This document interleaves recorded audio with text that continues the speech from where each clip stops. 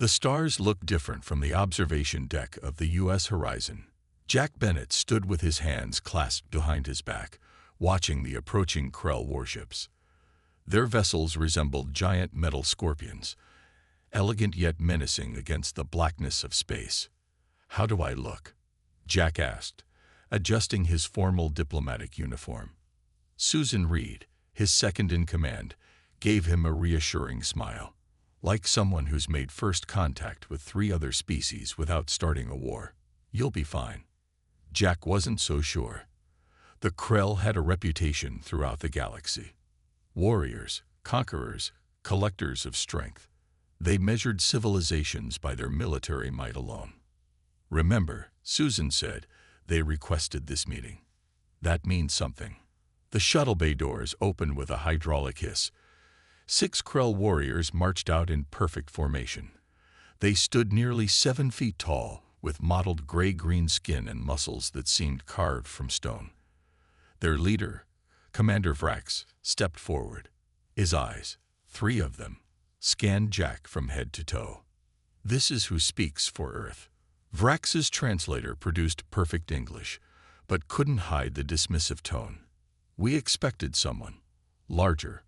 Jack smiled diplomatically. "Size isn't everything, Commander. Welcome aboard the Horizon. We've prepared quarters for your delegation." The tour of the ship went smoothly enough. The Krell seemed impressed with human technology, though they kept making comments about the softness of humans they passed. During the formal dinner, Vrax studied the steak on his plate. "Your species consumes animal flesh, yet you have no claws, no fangs." "We have something better," Jack said. "We have tools, ingenuity, and a very long history of adaptability." "Tell me of your warriors," Vrax demanded. "Your legends speak of great fighters, Spartans who held off armies, Vikings who fought like wild animals, Navy SEALs who could survive anywhere." Jack nodded. "Those stories are true. Humans have always celebrated those who push beyond normal limits." Vrax and his officers exchanged looks, then burst into rumbling laughter. "Apologies," Vrax said, not sounding sorry at all. "We have studied your physiology. Your muscles are weak. Your skin tears easily. You tire quickly. These legends must be propaganda to frighten your enemies." Jack kept his expression neutral. "I suggest you don't underestimate us, Commander." A bold statement from a species that has barely left its home system. The real purpose of the meeting came the next morning. Vrax demanded Earth surrender its outer colonies as tribute to the Krell Empire. "Absolutely not," Jack said firmly. "Those colonies are sovereign human territory." Vrax's middle eye narrowed. "We hoped you would be reasonable. Your legends led us to expect warriors worthy of respect. Instead, we find soft creatures with delusions of greatness." Jack felt a chill. "Commander, I urge you to reconsider. Humanity doesn't want conflict, but we will defend ourselves." "With what?" Vrax asked. "Your mythical strength. Your fictional heroes." The ship's alarm suddenly blared. Susan burst into the conference room. "Sir, Krell battleships just appeared near Mars colony. They're attacking." Vrax stood. This meeting was merely courtesy. The invasion began hours ago. Jack lunged across the table, but 2 Krell guards seized him. Vrax leaned close. "Your colonies will fall. Your Earth will surrender. And your legends will be forgotten." The ship rocked as explosions hit the hull. Vrax and his delegation hurried to their shuttle while the guards restrained Jack and Susan. "You're making a mistake," Jack called after them. "Those legends you mock, they exist because they're true. Push us far enough, and you'll see exactly what humans are capable of." Vrax paused at the shuttle door. "We'll see what's real soon enough, human." As the Krell departed, Jack watched through the viewport as enemy ships surrounded the horizon. The first shot hit the engines. The beginning of humanity's darkest hour had arrived. But also, though no one knew it yet, the awakening of its greatest strength. 6 months passed since the first Krell ships darkened Earth's skies. 6 months of fighting, losing, and running. Lisa Donovan never thought her knowledge of marine biology would become useless so quickly. Now she was just another survivor, watching through the viewport as Armstrong colony on the moon fell to the aliens. The research vessel Pathfinder shuddered as it pulled away from the lunar docking bay. Inside, 23 humans huddled in silence, the last refugees from humanity's first colony beyond Earth. "We can't go back to Earth," said Greg Wilson, the ship's pilot. His hands trembled on the controls. "They've got blockades everywhere." Lisa nodded. "Set course for the Mars outposts. We might find help there." The ship's communication system crackled to life. A Krell voice filled the cabin, speaking perfect English with a cold, metallic undertone. "Humans of Earth and its failing colonies, your resistance continues to amuse us. Your military forces fall before us like children. Where are your legendary warriors now? Your Spartans? Your berserkers? Your special forces? Perhaps they exist only in your stories." Lisa switched off the broadcast. The Krell did this several times daily, mocking human legends while listing their victories. Psychological warfare aimed at breaking spirits already near the breaking point. "They're obsessed with our legends," said Steve Palmer, clutching a tablet containing his digital library. Before the invasion, he had been a history teacher in New Boston Colony. "Every broadcast mentions them. They're just trying to humiliate us," Lisa replied. Steve shook his head. "No, it's more than that. I think they're afraid." A warning alarm blared. Greg's fingers flew across the controls. "Krell patrol ship, they've spotted us." The Pathfinder dove behind a field of lunar debris, engines straining as Greg pushed the research vessel beyond its design limits. The Krell ship followed, weapons charging. "They're gaining on us," Greg said. "We can't outrun them." Lisa rushed to the science station. "The debris field has high concentrations of iron. If we can modify our scanner array to emit an electromagnetic pulse." "Do it," Greg said. Lisa's hands, once used for delicate marine experiments, now rewired ship systems with desperate speed. Steve helped, following her instructions without question. "Ready," she finally said. The Krell ship closed in, its weapons lock alert sounding through the Pathfinder systems. "Now," Greg shouted. Lisa activated the modified scanner. A wave of electromagnetic energy burst outward. The Krell ship's lights flickered, then went dark as it drifted aimlessly. "It worked," Steve exclaimed. "But how did you know?" "I didn't," Lisa admitted. "But I noticed during the attacks on Earth that their systems seemed sensitive to electromagnetic interference." They continued toward Mars, spirits slightly lifted by the small victory. 3 days later, they received a transmission from the Red Planet. "This is Frank Martinez on Mars Colony Olympus. Any survivors out there?" Hope flickered through the ship. They weren't alone. When they landed at the hidden base in Valles Marineris, Lisa was shocked by what she saw. Hundreds of survivors had gathered in the vast Martian canyon, converting old mining facilities into a makeshift colony. Frank Martinez greeted them personally. His massive hands, calloused from years of construction work, dwarfed Lisa's as they shook. "Welcome to what's left of the resistance," he said grimly. That night, gathered around heating units in the Martian cold, Lisa learned the full extent of the Krell conquest. Earth was largely under their control. The moon had fallen completely. Only scattered outposts remained free. "They're hunting down specific people," Frank explained. "Military personnel, athletes, anyone with exceptional physical abilities." "Why?" Lisa asked. Steve spoke up. "Because they're still afraid of the legends. They want to make sure none of our myths about extraordinary humans could possibly be true." Frank nodded slowly. "We captured one of them last week. Under questioning, he said something odd." He paused, looking at each survivor. "He said they were testing us, studying our limits." "Testing us for what?" Lisa asked. "That's the question," Frank replied. "And I think finding the answer might be our only hope of survival." 1 year had passed since the Krell invaded Earth. Frank Martinez wiped sweat from his forehead as he crawled through the narrow Martian tunnels. Behind him, 5 other resistance fighters moved silently, weapons ready. "This way," Frank whispered, pointing to a junction ahead. The Krell mining operation should be just beyond that ridge. Before the invasion, Frank had helped build these tunnels. Now that knowledge made him a valuable leader in the resistance.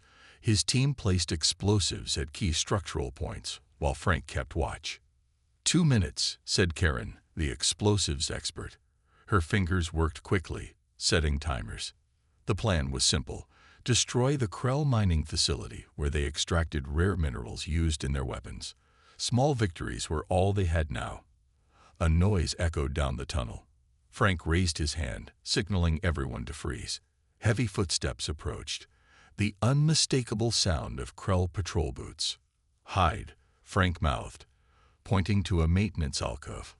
The team pressed themselves into the shadows as 3 Krell soldiers marched past. Frank held his breath. The aliens' triple-eyed gaze swept the tunnels, missing the humans by inches. When the patrol passed, Karen finished setting the charges. The team retreated to a safe distance and triggered the explosives. The ground shook as the Krell facility collapsed above them. "Mission accomplished," Frank said. "Let's get back to base." At the main resistance camp deep in Valles Marineris, Lisa Donovan waited anxiously for their return. When Frank's team emerged from the tunnels, she rushed to meet them. "Any casualties?" she asked. Frank shook his head. "Clean operation. But we saw something strange. The Krell were loading humans onto transport ships." Lisa frowned. "Prisoners?" "No," Frank said. "Test subjects. We found this." He handed her a Krell data tablet. Back at the command center, they gathered around as Lisa connected the tablet to their systems. Steve Palmer helped translate the Krell language he'd been studying. "These are research notes," Steve said, eyes widening. "They're conducting experiments on humans, testing strength limits, endurance, pain tolerance." "Why?" Lisa asked. "They seem obsessed with determining if humans can really perform the feats from our legends," Steve explained. "Marathon runners who can go for days, soldiers who fought despite terrible wounds, people who showed impossible strength in emergencies." Meanwhile, on Earth, Amy Walsh crouched in the ruins of Chicago. Once a marketing executive, she now ran the most extensive communication network for Earth's resistance. Hidden transmitters in collapsed skyscrapers allowed scattered human groups to coordinate. Amy finished encrypting the day's messages and sent the signal. Within minutes, responses came from resistance cells across North America. A young scout named Peter rushed into her hideout. "Amy, we caught one. We caught a Krell soldier." The captured alien sat bound in the basement of a ruined building. Despite its situation, it showed no fear, only contempt. "Your species will be cataloged and controlled," it said through its translator. "Like all others in the Empire." Amy leaned forward. "Why are you so interested in our legends? Our stories?" The Krell's 3 eyes blinked in sequence. "Propaganda must be disproven. Your claims of extraordinary abilities are lies to frighten enemies." "They're not lies," Amy said. "They're history." "Impossible," the Krell replied. "We have studied human physiology. Your muscles are inefficient. Your bones break easily. Your bodies overheat. No human could perform the feats in your stories." Before Amy could respond, an explosion rocked the building. Krell rescue forces had found them. In the chaos, the prisoner escaped. As Amy and her people fled through secret passages beneath the city, she activated her long-range communicator to Mars. "Frank, Lisa, anyone there? The Krell are hunting us specifically because of the legends. They're afraid of something about us, something they can't understand." Frank's voice crackled through the static. "We know. We found something else in their data. They have a special facility. In the mountains on Earth. That's where they're taking the humans they capture for testing." Amy's eyes widened. "The Himalayas." "Yes," Frank replied. "And whatever they're doing there, It seems to be their top priority. Amy looked at her team, determination hardening her features. Then that's where we need to go next. Frank and his team moved through the dark corridors of the Krell science facility on the outskirts of the Martian colony. Their intel had revealed that human prisoners were being held here for study. The alarm systems had been disabled, giving them 15 minutes at most. "Life signs ahead," whispered Karen, checking her scanner. "One human, 2 Krell guards." Frank nodded and signaled the team to take position. On his mark, they rushed the laboratory door. The guards fell before they could sound an alarm. Inside, strapped to an examination table, was a woman with short brown hair and determined eyes. "Dr. Olivia Grant," she said as they freed her. "Earth Physiology Research Center, or what used to be. Can you walk?" Frank asked. "I can run if needed," she replied, grabbing a Krell weapon from a fallen guard. They escaped through the ventilation system minutes before reinforcements arrived. Back at the resistance base, Dr. Grant studied the Krell data they had stolen. "This is fascinating," she said, pointing to charts on the screen. "And terrifying. They've been pushing human test subjects to extreme limits." Lisa looked over her shoulder. "What kind of tests?" "Endurance trials, strength assessments, survival scenarios," Olivia explained. "They're trying to determine if humans can truly perform the feats described in our history and legends." "Why?" Steve asked. "What are they so afraid of?" Olivia's face grew serious. "I think I know. Before the invasion, I studied comparative xenobiology. The Krell evolved on a stable planet with few natural disasters or climate shifts. Their species hasn't needed to adapt quickly for millions of years." "And humans?" Lisa asked. "We're the opposite. Our entire evolutionary history is about rapid adaptation to changing conditions," Olivia said. "What the Krell fear isn't our current strength, it's our potential." Frank studied the facility maps they had stolen. "There's a central data hub here. If we could access it, we might learn more about their operations on Earth." 3 days later, Frank led a small team into the Krell's main data center. While Karen kept watch, Lisa and Steve downloaded as much information as possible. What they found shocked them. "They're monitoring stress hormone levels in all captured humans," Lisa said as they reviewed the data back at base, "looking for spikes in adrenaline, cortisol, and other compounds." "There's more," Steve added. "They've identified specific human genetic markers they consider dangerous. They're searching for humans with these markers." Olivia studied the genetic data. "These sequences, they're related to our body's stress response systems, how we adapt to extreme conditions." "What does all this mean?" Frank asked. "It means the Krell aren't just afraid of our legends," Olivia said. "They're afraid of what humans might become under enough pressure." That night, they established contact with Amy's group on Earth. Through a secure channel, they shared their findings. "We've located the Himalayan facility," Amy reported. "It's heavily guarded, built into the mountain itself. Whatever they're doing there, it's important to them. According to the data we found, that's where they're sending humans with specific genetic markers," Frank explained. "It seems to be their main research center." "Can we get inside?" Amy asked. "Not without help," Frank replied. "We need to coordinate. All resistance groups, Earth and Mars, working together." As they planned, Lisa noticed something strange in the Krell communications they had intercepted. "They keep referring to something called the Awakening in their reports," she said. "They seem concerned about it." Olivia reviewed the translated messages. "They believe some humans might undergo physical changes under extreme stress.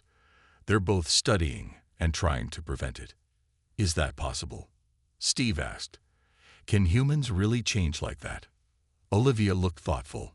"There are cases in our history, mothers lifting cars to save children, people surviving conditions that should be fatal, displaying strength or endurance far beyond normal limits." "So the legends they mock," Frank began, "might have more truth to them than even we believed," Olivia finished. "And the Krell know it." Commander Vrax paced the command center of his flagship orbiting Earth. Reports of human resistance continued to pile up despite their superior Krell technology and strength. "How do they keep evading our patrols?" he demanded, slamming his fist on the control panel. The science officer, Zex, pulled up holographic displays of recent attacks. "They adapt their tactics faster than we can respond, Commander. They learn from each encounter." Vrax growled in frustration. "Find their leaders. Crush them. Make examples." "I have assigned our best hunter," Zex replied. "Dracos has never failed to capture his prey." Dracos stood silently in the shadows, his gray-green skin darker than most Krell. 3 pale eyes studied the human resistance patterns displayed before him. Unlike other Krell warriors, he preferred to understand his enemies rather than simply overpower them. "These resistance fighters," Dracos said, pointing to attack patterns in North America. "They are organized, strategic. I will start here." On Earth, Steve Palmer led a raid on a Krell supply depot outside the ruins of Denver. His team moved silently through the night, placing explosives at key points. 5 minutes, then we're gone," Steve whispered. As they worked, a strange stillness fell over the area. Steve felt the hairs on his neck rise.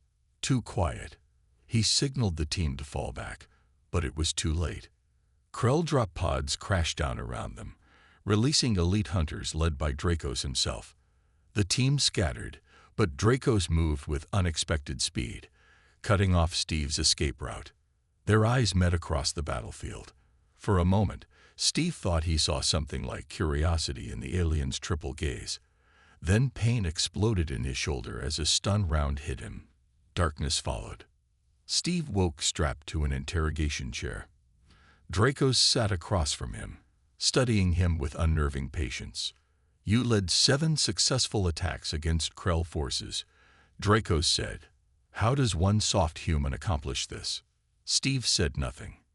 "Your silence won't help you," Dracos continued. "We will break your resistance. It is inevitable. Like you broke the Spartans at Thermopylae," Steve asked. "Or the Vikings at Stamford Bridge. Or the defenders at the Alamo." Dracos tilted his head. "More legends, more myths of human strength." "Not myths. History," Steve replied. "Humans have faced impossible odds throughout our existence. Sometimes we lose, but we learn. We adapt. We come back stronger." "Impossible," Dracos said. "Species do not evolve that quickly." Steve smiled despite his pain. "Individually, no, but our bodies can change rapidly under extreme stress. Marathon runners push past normal endurance limits. Free divers slow their heart rates to survive without oxygen. Mothers lift vehicles to save trapped children." "Exaggerations," Dracos dismissed. "Then why study us so carefully?" Steve asked. "Why are you so afraid of what we might become?" Something flickered in Dracos' eyes. He stood abruptly and left the cell. Meanwhile, in space, Lisa's group aboard the Pathfinder had made a discovery. While hiding in the asteroid belt, they detected a pattern in Krell communications. Their neural systems operate on specific frequency ranges, Lisa explained to the others. "That's why they were vulnerable to our electromagnetic pulse. But look at this." She showed them analysis of Krell brainwave patterns captured from their communications. "Certain sound frequencies seem to disrupt their neural functions," she continued. "Frequencies just at the edge of human hearing range." "Can we use this?" asked Greg, the pilot. Lisa nodded. "We can build sonic weapons that target their neural pathways without affecting humans, but we need to get this information to Earth and Mars." As they prepared a secure transmission, Lisa stared at the data.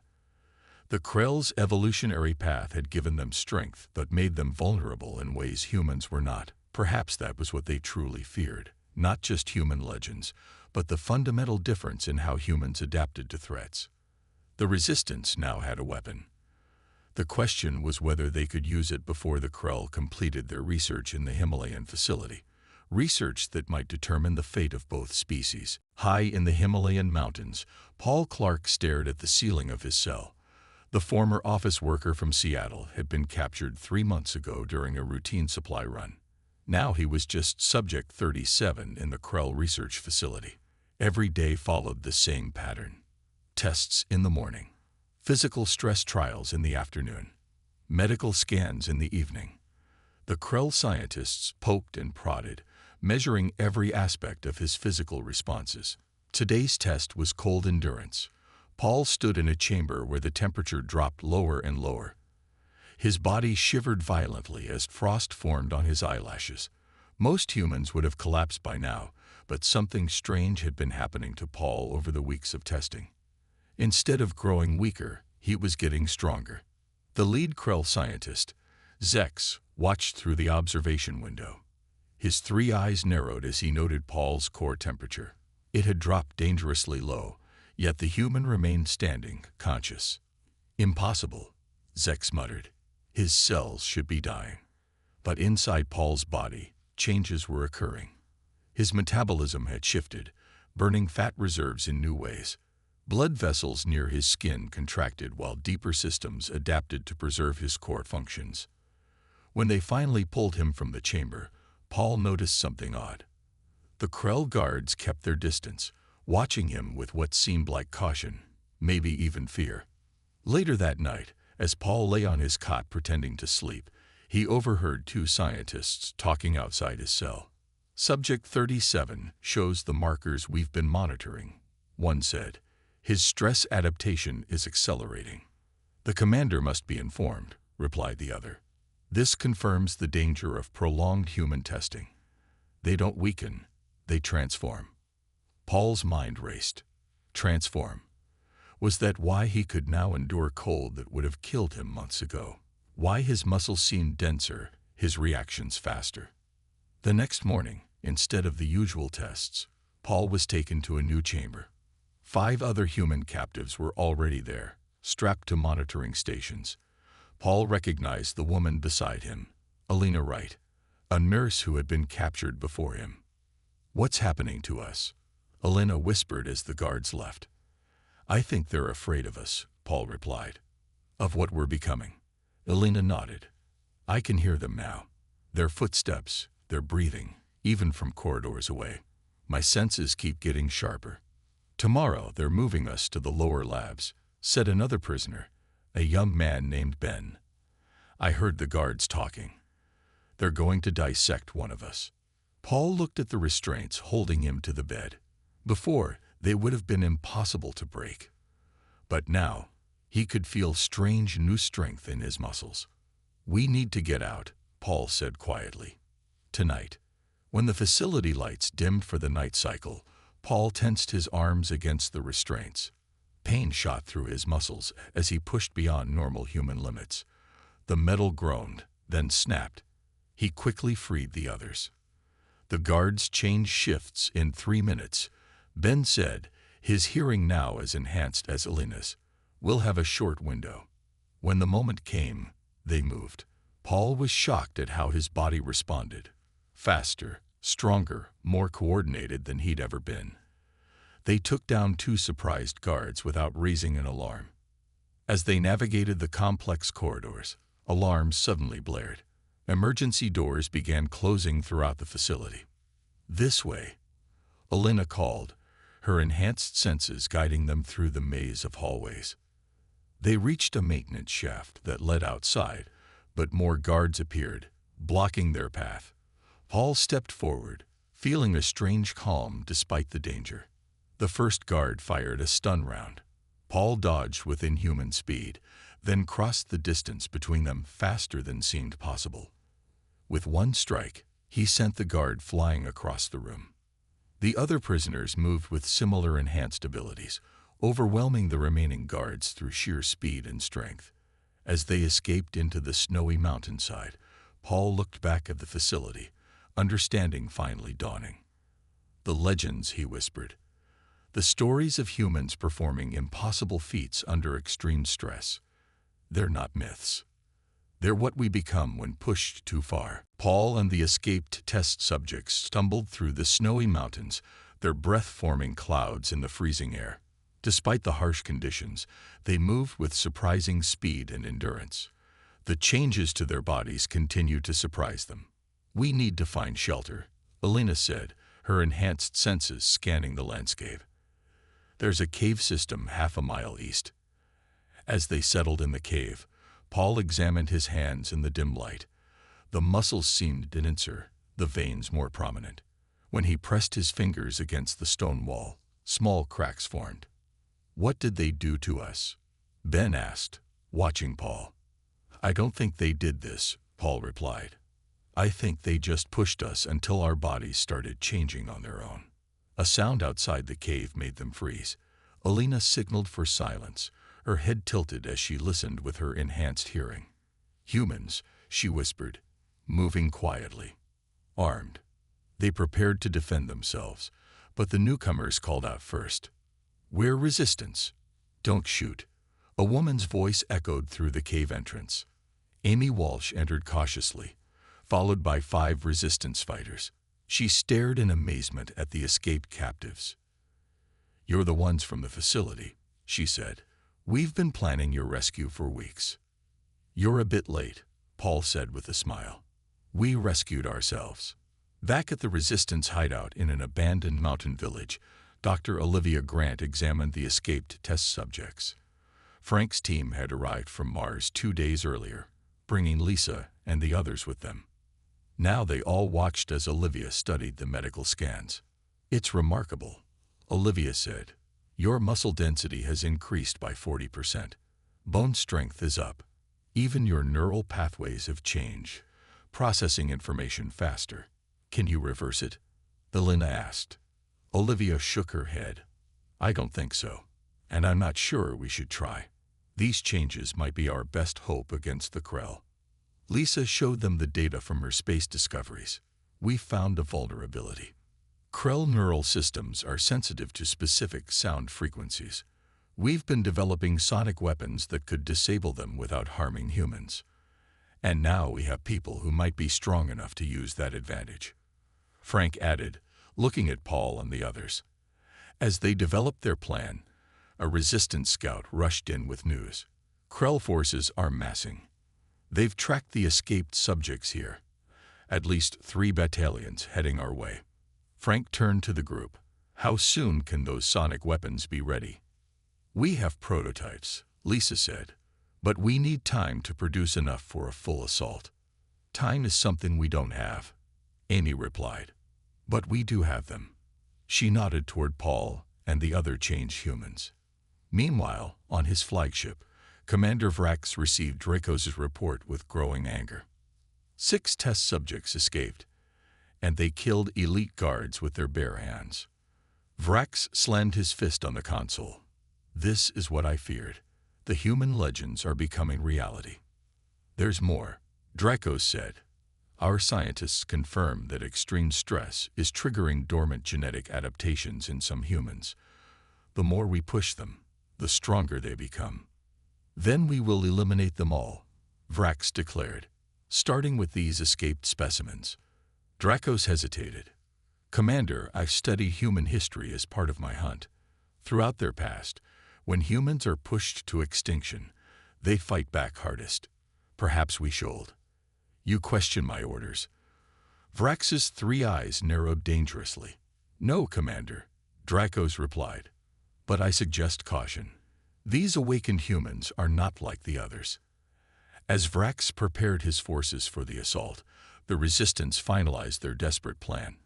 They had 20 sonic weapon prototypes and 6 awakened humans with enhanced abilities. Against them stood the might of the Krell invasion force. "We'll need a miracle," Amy said. Paul flexed his transformed hands. "Or we'll need to become the legends they've been so afraid of." Dawn broke over the mountain valley as the Resistance fighters took their positions. The Krell forces approached in perfect formation, their weapons charged and ready. Commander Vrax himself had come to oversee the operation, confident in his overwhelming numbers. "Remember the plan," Frank told the assembled fighters. The sonic weapons will disrupt their neural systems. That's when our enhanced team moves in. Paul and the 5 other transformed humans formed the front line. Their bodies had continued to change, muscles denser, reflexes faster, senses sharper. Behind them, the regular resistance fighters prepared the sonic devices Lisa had created. "They're within range," Amy called out. "On my mark. Now." The resistance activated the sonic weapons. High-frequency waves invisible to human eyes rippled through the air. The effect on the Krell was immediate. The front line of alien warriors stumbled, dropping weapons as they clutched their heads in pain. "Now," Frank shouted. Paul led the charge, moving with speed that would have been impossible weeks ago. The other enhanced humans followed, each displaying abilities that seemed to defy normal human limits. The Lena moved like a shadow, too fast for Krell sensors to track. Ben lifted and threw a Krell vehicle that blocked their path. Commander Vrax watched in shock from his command position. "Impossible," he muttered. "No human should be able to move like that." Draco stood beside him, observing the battle with growing concern. "I warned you, Commander. These are not the same humans we first encountered." Vrax snarled and ordered his elite guards forward. "Kill the changed ones first." The battle raged across the valley. Despite their sonic weapons and enhanced fighters, the resistance was still outnumbered. Casualties mounted on both sides.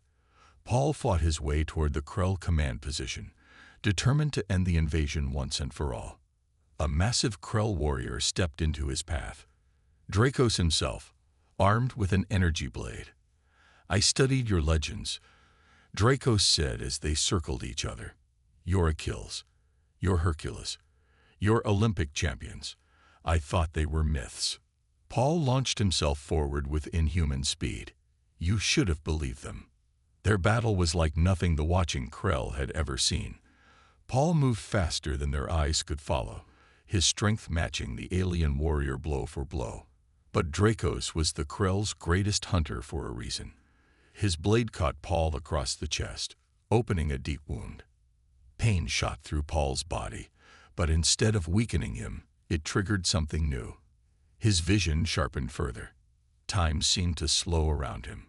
With perfect clarity, he saw the opening in Dracos' defense and struck. The Krell hunter fell to his knees, green blood seeping from his wound.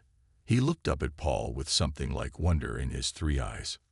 "So it's true," Dracos whispered. "The legends, they're real." From his command position, Vrax watched his best hunter fall. Around him, more of his warriors were collapsing under the combined assault of sonic weapons and enhanced humans. For the first time in his long life, the commander felt fear. "Retreat," he ordered. "Back to the ships." As the Krell forces pulled back, Amy rushed to Paul's side. His wound was severe, but already his enhanced body was beginning to heal itself. "We did it," Paul said weakly. "We showed them what humans can really do." In orbit, Commander Vrax faced the truth his species had refused to accept. These humans were not like other conquered species. Under pressure, they didn't break. They evolved. Each attack against them only made them stronger. "Send word to the homeworld," he ordered. "Earth is to be quarantined. No Krell ships are to approach this system again." As the Krell fleet retreated from Earth orbit, celebrations broke out among the resistance fighters. They had won their world back, but everyone knew they had changed forever. More humans began showing signs of awakening abilities. The transformation that had begun as a response to alien testing was spreading. Humanity was becoming something new, something that would never again be conquered or enslaved. And across the stars, the story spread of the legends that walked on Earth, not myths, but real.